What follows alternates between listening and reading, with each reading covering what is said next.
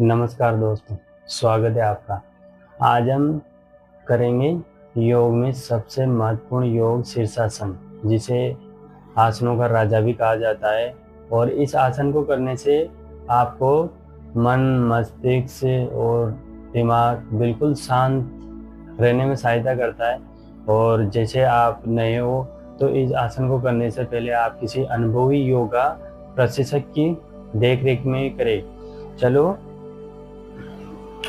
हल्का सा शरीर को वार्म अप करते हैं ताकि इस योगा को हम स्टार्ट कर सकें। पहले तो आपको कुछ नहीं करना, पहले तो आपको बिल्कुल भी इधर उधर की बातें को भूल जाना है। भूलने के बाद में बिल्कुल आपको वज्रासन में बैठना है। वज्रासन में कैसे, चलो बैठते हैं। वज्रासन में कैसे बैठना है। वज्रासन ये आसन होता है। वज्रासन ये आसन होता है, दोनों पाँवों को पीछे और अपने घुटनों को आगे रखना है। घुटनों को आगे रखने के बाद में कुछ भी नहीं करना, ये अपने हाथ की दोनों अंगुलियों को आपस में लाना है, इंटरलॉक करना है। ऐसे इंटरलॉक करना है। इंटरलॉक करने के बाद में कुछ भी नहीं करना, बिल्कुल अपने को जमीन पे इसको ऐसे रखना है।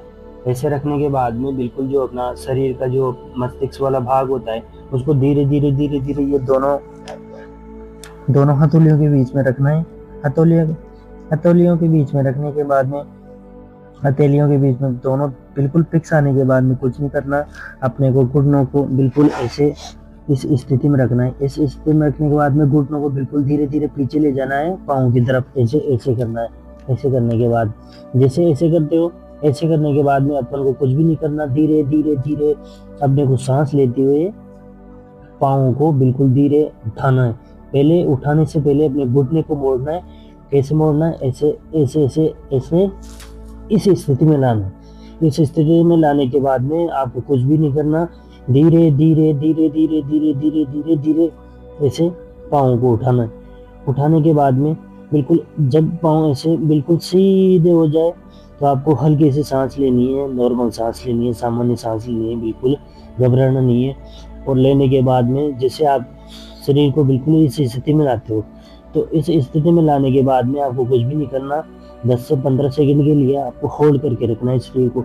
जैसे आप शरीर को होल्ड कर देते हो तो इस अभ्यास को आप बढ़ा भी सकते हो, लेकिन शुरू में आपका ये अभ्यास नहीं बढ़ पाएगा, क्योंकि आप प्रतिदिन करोगे इस अभ्यास को, तो आपको एक दिन इस अभ्यास को अच्छा करने लग जाओगे और टाइमिंग भी बढ़ जाएगी इस अभ्यास की। जैसे अगर इस अभ्यास को करते हो तो करने के बाद में आप ज़्यादा देर तक ऊपर नहीं रख सकते हो, तो धीरे धीरे फिर वापस लाना है।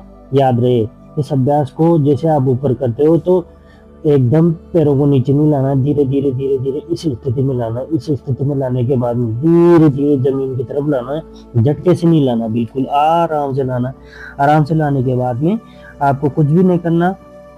10 से 15 सेकंड के लिए आपको बालासन में बैठना है, ताकि ये ब्लड सर्कुलेशन अपना जो मस्तिष्क की तरफ प्रवाह हुआ है तो ये धीरे धीरे फिर पाँव की तरफ सर्कुलेशन होने लग जाए। तो इसलिए अपन को बिल्कुल एक तरफ नहीं लाना, बिल्कुल भी एक जल्दी से ना तो उठना है और ना पैरों को नीचे जमीन पे लाना है। बिल्कुल धीरे धीरे पैरों को जमीन पे लाना है। लाने के बाद में फिर आपको बालासन में बैठ जाना है, ऐसे करके जैसे मैं अभी बैठा हूँ ऐसे करके। लाने के बाद में फिर कुछ भी नहीं करना, आपको धीरे धीरे फिर वज्रासन में बैठ जाना है। ऐसे वज्रासन में बैठ जाना है। वज्रासन में बैठने के बाद में सिर को आगे लगाना है और दोनों हाथों को ऐसे करके बैठ जाना है। इसे बोला जाता है मंडूकासन। मंडूकासन में बैठने के बाद में आप धीरे धीरे पाँव को पेट के पीछे रहने देना और धीरे धीरे ऐसे उठ जाना है आपको। ऐसे उठने के बाद में क्योंकि आपका फ्लो है, सर्कुलेशन ब्लड का जो फ्लो है जो मस्तिष्क की तरफ आया, तो वो धीरे धीरे ऐसे आप मंडूकासन में बैठने के बाद में फिर आप उठ जाओगे तो बिल्कुल आपके पूरी बॉडी के में रक्त संचार हो जाएगा वापस अच्छे से। जैसे ये आसन कर लिया आपने, करने के बाद में फिर आपको आलती पालती मार के बैठ जाना है। ऐसे आलती पालती मार के बैठ जाना है। बैठ जाना है 2 मिनट के लिए। आपको बिल्कुल कुछ भी नहीं सोचना, बिल्कुल शांत बैठ जाना है। ऐसे करके आंखें बंद करना है आपको बिल्कुल।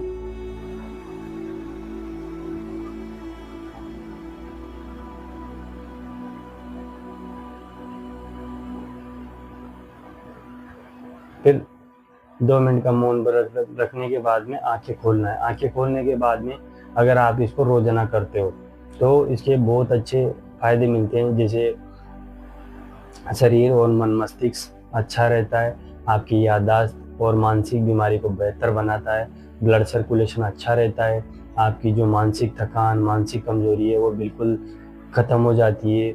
और इसके कई फ़ायदे हैं, आप इसको प्रतिदिन करना, और लेकिन करने से पहले याद रहे आपको शुरू में नहीं करना, ज़्यादा नहीं करना, शरीर को धीरे धीरे जैसे मैंने बताया उस हिसाब से आपको ऊपर ले जाना है शरीर को, फिर धीरे धीरे धीरे धीरे छोड़ना है, ना कि एक ना तो ऊपर झटके से ले जाना है, ना नीचे झटके से लाना है आपको। और इसको सुबह सुबह खाली पेट करना है।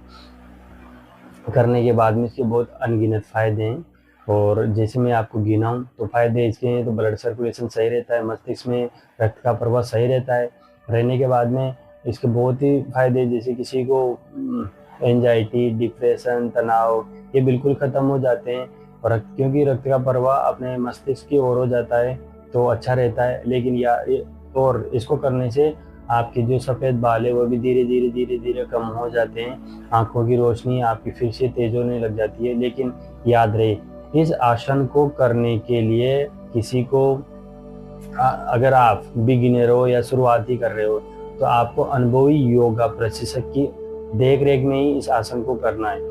और अगर आप किसी बीमारी से जूझ रहे हो, जैसे blood circulation, high blood circulation हो आपको किसी को, और किसी गलूकमा हो, आँखों की समस्या हो, हृदय से संबंधित कोई गंभीर बीमारी हो, तो इसको डॉक्टर या किसी अपने अनुभवी योगा प्रशिक्षक की देख रेख में ही करें। क्योंकि अगर आप बिना देख रेख में करोगे तो आपको बीमारी है, अगर ये बीमारी है तो फिर आप इसको करना चाहोगे तो फिर ये बीमारी आपको परेशान करेगी।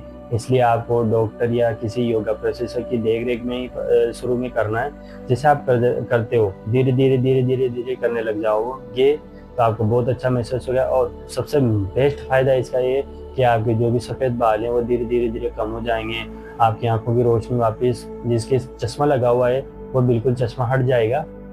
हटने के बाद में आप खुद अनुभव कर पाओगे कि आपको ये कितने अच्छे रिजल्ट देते हैं। और मैं आपको बताऊं, इसके जैसे इसके फ़ायदे हैं तो इसके नुकसान भी है। नुकसान ऐसे हैं, अगर आप शुरू में कर रहे हो तो आप, अभी मैंने बताया कि ऐसे करना है, ऐसे करते हो, अगर ऐसे नहीं हो पाता है आपको तो आपको किसी दीवार का सहारा लेना है, दीवार का सहारा लेना है, और या किसी अनुभव योगा प्रशिक्षक की भी मदद ले सकते हो आप। लेने के बाद में इसको जैसे पैर को जैसे आप ऊपर लेके जाते हो तो ना तो इसको झटके से पैर को ऊपर ले जाना है, ना पैर को झटके से नीचे लाना है, बिल्कुल धीरे धीरे ही तो ऊपर ले जाना है और धीरे धीरे इसको नीचे लेके जाना है पैरों को। इस प्रकार से आप कर सकते हो, और ये धीरे धीरे ही आपको करने में अच्छा लगेगा। और जैसे आप धीरे धीरे इसको करते हो तो आपको बहुत अच्छा महसूस होगा। और आज हमारी ये वीडियो आपको पसंद आई तो लाइक करें और अपने दोस्तों तक इसको शेयर करें। और ऐसे ही फिटनेस, स्वास्थ्य, योगा संबंधी जानकारी जानने के लिए हमारे चैनल को सब्सक्राइब करना ना भूलें। धन्यवाद।